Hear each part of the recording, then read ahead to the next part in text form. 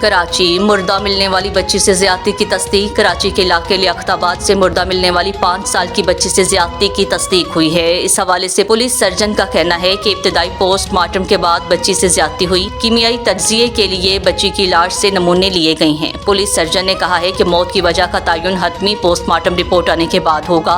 Police हुकाम का कहना है कि बच्ची की लाश गुज़श्ता रोज लियाकताबाद में नदी से मिली थी। हुकाम ने बताया है कि अहले खाना का कहना है कि उन्होंने CCTV वीडियो में खातून को बच्ची को लेकर जाते हुए देखा है।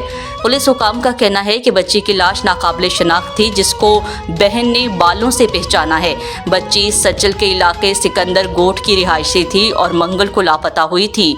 पुलिस ने कहा है कि बच्ची की गुमशुदगी का मुकदमा भी दर्ज किया गया था।